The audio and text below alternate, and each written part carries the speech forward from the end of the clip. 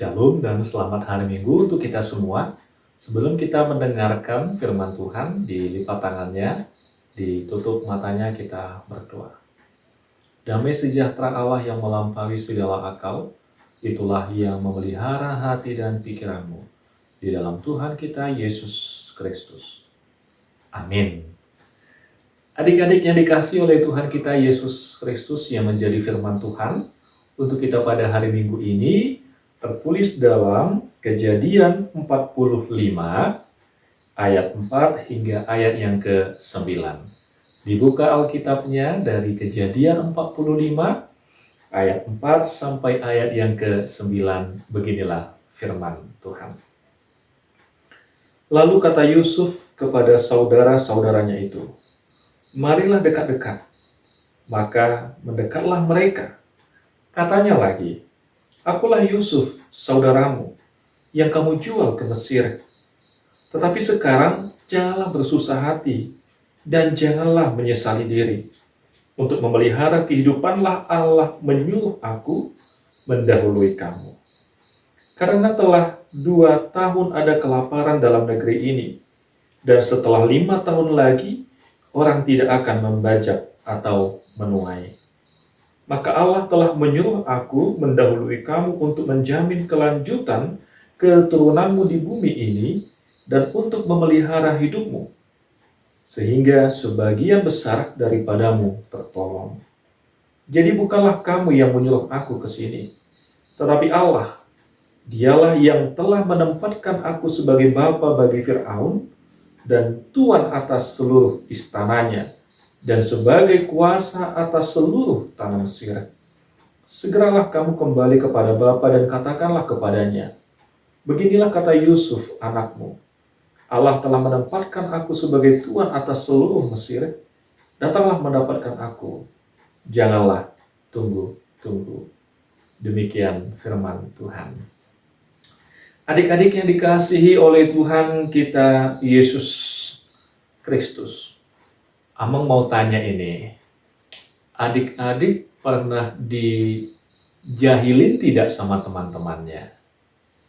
Atau disakitin sama teman-temannya? Atau diejek sama teman-temannya? Siapa yang pernah?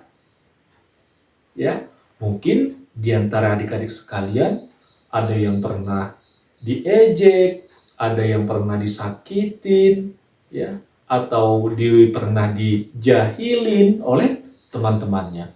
Jadi kalau adik-adik ini dijahilin, kalau adik-adik sekolah minggu dijahatin, kalau adik-adik sekolah minggu disakitin, bagaimana sih perasaannya? Ya, tentu perasaannya menjadi sedih, ya. Sedih, kemudian ada yang takut, kemudian ada apa lagi? Mungkin ada di antara adik-adik sekolah minggu yang juga membalas dendam, ya, karena disakitin, ya, tidak berterima, kemudian menyakitin kembali teman-temannya. Atau siapa di sini yang pernah berantem atau bertengkar sama teman-temannya? Ayo, ada? Atau sama abangnya, atau sama adiknya. Mungkin kita pernah berantem, bertengkar sama saudara kita, teman kita, atau adik-adik kita.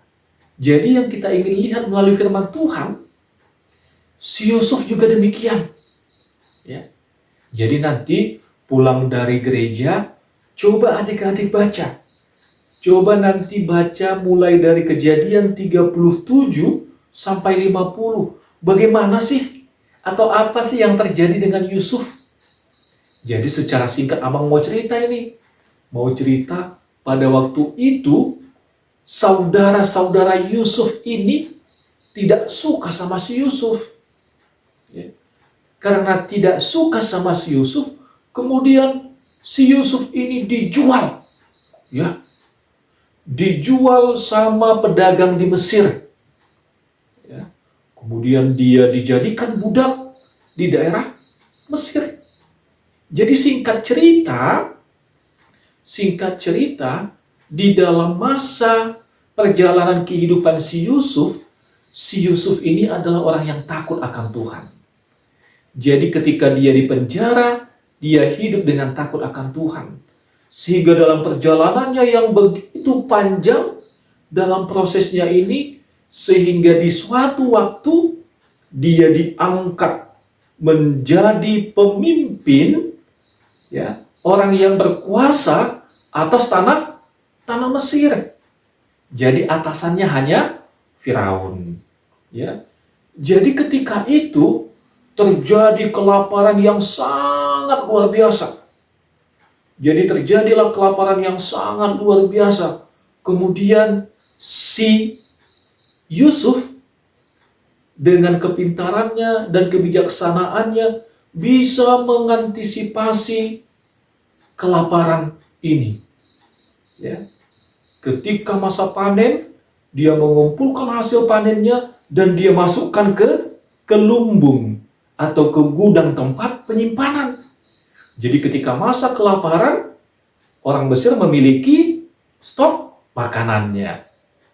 Jadi ketika dia memimpin kerajaan di Mesir, ya, memiliki kuasa di Mesir, datang saudara-saudaranya.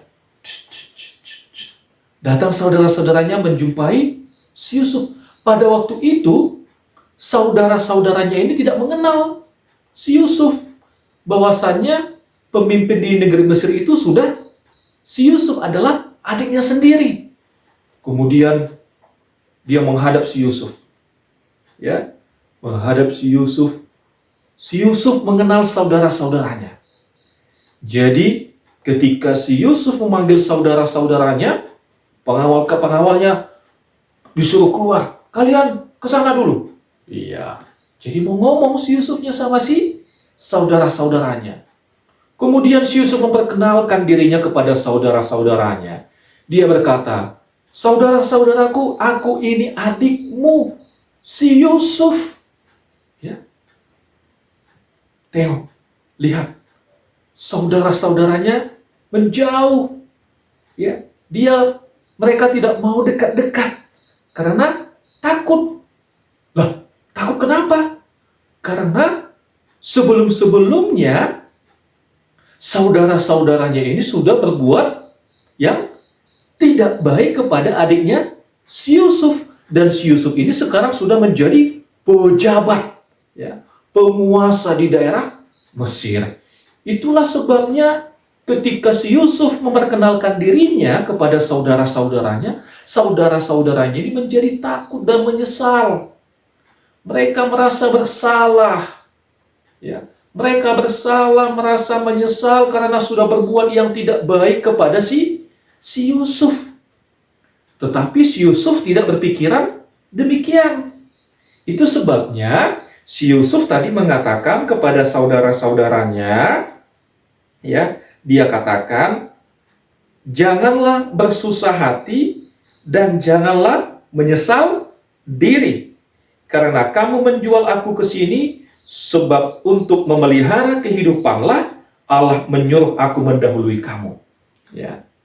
Ternyata rencana jahat, rencana yang tidak baik yang sudah dilakukan oleh saudara-saudara si Yusuf diubah Tuhan menjadi baik. Diubah Tuhan menjadi berkat bagi kehidupan saudara-saudaranya dan kehidupan banyak orang lain. Ya. Jadi di sini kita bisa melihat bagaimana kuasa Tuhan. Bagaimana kebijaksanaan Tuhan. Tuhan itu mengetahui apa yang akan terjadi. Yang akan terjadi besok, minggu depan, tahun depan, 10 tahun lagi, 100 tahun lagi, Tuhan mengetahui itu. Ya. Jadi itulah sebabnya, ya, ketika Yusuf ini dijual, dia tidak menjadi marah. Ya. Dia tidak menjadi benci sama saudara-saudaranya. Kenapa? Karena dia percaya Tuhan ini memiliki kuasa atas hidupnya. Ya. Tuhan ini memiliki rencana yang indah bagi hidup si Yusuf. Walaupun saudara-saudaranya tadi merencanakan dan melakukan hal yang tidak baik, tetapi Yusuf menyerahkan kehidupannya kepada Tuhan, sehingga yang tidak baik tadi diubah Tuhan menjadi sesuatu yang baik. Ya. Sekarang kita melihat bagaimana ketika Yusuf menjadi pemimpin di negeri Mesir, dia bisa menolong orang lain, dia bisa menolong saudara-saudaranya, dia bisa memelihara kehidupan orang lain. Inilah rencana Tuhan bagi hidup si Yusuf. Jadi, apa yang sudah direncanakan Tuhan, apa yang sudah direncanakan Tuhan ini tidak bisa digagalkan oleh manusia. Apa yang sudah direncanakan Tuhan bagi kehidupan adik-adik sekolah minggu, adik sekolah minggu harus percaya bahwasanya kuasa Tuhan itu lebih besar, lebih indah daripada rencana orang lain, daripada rencana jahat yang dilakukan oleh orang lain. Wah, luar biasa ya adik-adik ya. Kuasa Tuhan, penyertaan Tuhan yang tidak baik tadi diubah menjadi baik oleh kuasa Tuhan. Ya. Kejahatan yang dilakukan oleh saudara-saudaranya tadi ternyata diubah Tuhan menjadi berkat bagi kehidupan si Yusuf, bagi saudara-saudaranya, dan bagi orang yang banyak. Jadi itulah kuasa Tuhan. Tidak akan bisa dikalahkan oleh dunia ini. Itulah kuasa Tuhan yang sangat luar biasa, menyertai kehidupan siapapun orangnya, termasuk adik-adik sekolah minggu. Ya, sekarang walaupun kehidupan adik-adik sekolah minggu misalnya adik-adik sekolah minggu sekarang kehidupan ekonomi orang tuanya sulit, ya. Misalnya teman-temannya bisa les di sekolah, adik-adik sekolah minggu belum bisa les karena masalah ekonomi misalnya.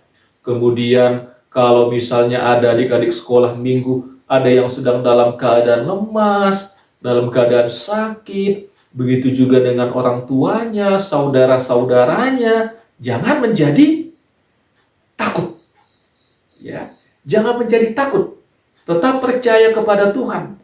Adik-adik sekolah minggu harus bisa mengatakan, hidupku ada di tangan Tuhan. Coba, semua adik-adik sekolah minggu mengatakan, hidupku ada di tangan Tuhan. 1, 2, ya. Hidupku ada di tangan Tuhan. Kemudian, masa depanku ada di tangan Tuhan. Sama-sama kita mengucapkan semuanya. 1, 2, ya. Masa depanku ada di dalam tangan Tuhan. Tentu, kalau adik-adik sekolah minggu mengingat ini dan mengimaninya di dalam hatinya, anak sekolah minggu akan senantiasa bersemangat. Ya, bersemangat, bersukacita. Walaupun kehidupannya mungkin tidak baik pada saat ini, keadaannya mungkin tidak bagus pada saat ini, tetapi karena kuasa dan penyertaan Tuhan, itu bisa diubah Tuhan yang tidak baik tadi menjadi baik. Oleh sebab itu, adik-adik sekolah minggu, jangan ragu. Jangan ragu, tetap percaya, menyerahkan kehidupan kita hanya dalam tangan pengasihan Tuhan. Amin. Tuhan memberkati.